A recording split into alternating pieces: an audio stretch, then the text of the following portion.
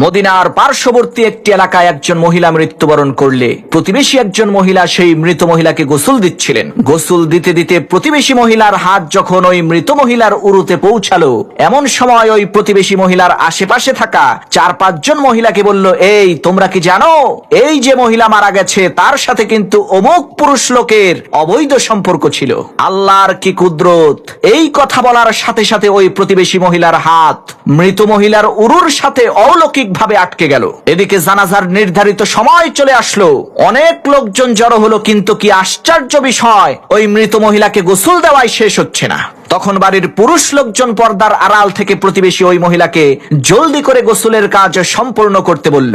তখন ওই প্রতিবেশী মহিলা বলল, আমি তো এই লাশকে জলদি করেই ছেড়ে দিতে চাই, কিন্তু এই লাশ তো আমাকে ছাড়তে চায় না। কি আশ্চর্য বিষয়! মুহূর্তের মধ্যে সমস্ত শহরে এই অলৌকিক ঘটনার খবর ছড়িয়ে পড়ল।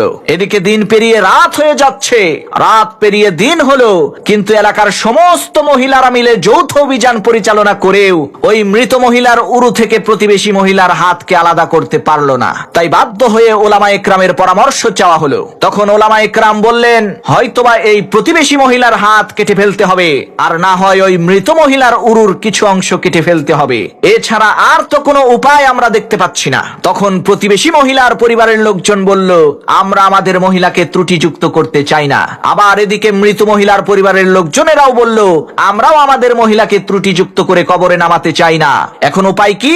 তখন সবাই মিলে পরামর্শ করে তৎকালীন আরবের সবচাইতে বড় আলেম ইমাম মালিক রাহমাতুল্লাহি আলাইহির নিকটে গেলেন এবং তার কাছে সব ঘটনা খুলে বললেন। তখন ইমাম মালিক রাহমাতুল্লাহি আলাইহি বললেন, তোমরা আমাকে ওই ঘটনাস্থলে নিয়ে চলো।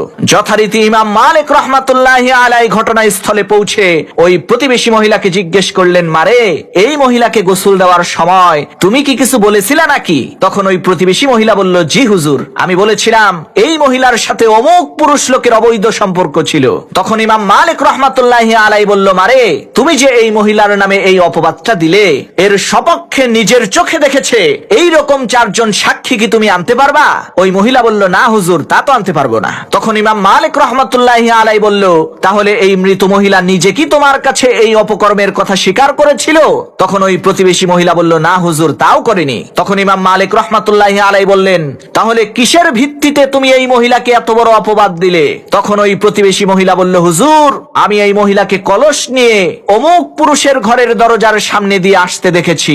প্রতিবেশী মহিলার এই কথা শুনে ইমাম মালিক রাহমাতুল্লাহি আলাইহি পবিত্র কোরআনের এই আয়াতটিকে সামনে রেখে বিচার ফয়সালা করলেন। ওয়াল্লাযীনা ইয়ারমুনাল মুহসানাতি সুম্মা লাম ইয়াতু বিআরবাতি শুহাদা ফাজলিদুহুম 80 জালদাতান ওয়া লা তাকবালু লাহুম শাহাদাতান আবাদা ওয়া উলাইকা হুমুল ফাসিকুন। যারা সতীসাধ্যী নারীদের উপর অপবাদ আরোপ করে কিন্তু তারা তার সপক্ষে 4 জন সাক্ষী উপস্থিত করতে পারে না, তাদেরকে 80টা কষাঘাত করো, 80টা দুররা তাদের পিঠের উপরে মারো, এবং ভবিষ্যতে কখনোই তাদের কাছ থেকে তোমরা সাক্ষ্য গ্রহণ করো না, কেননা এরাই হচ্ছে ফাসিক।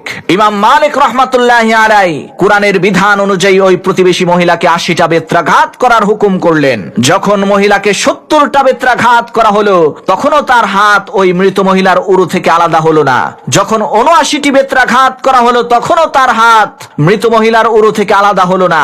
কিন্তু যখনই 80টা বেত্রাঘাত করা হলো, আল্লাহর কি কুদরত, সাথে সাথে ওই প্রতিবেশী মহিলার হাত মৃত মহিলার উরু থেকে অলৌকিকভাবে আলাদা হয়ে গেল।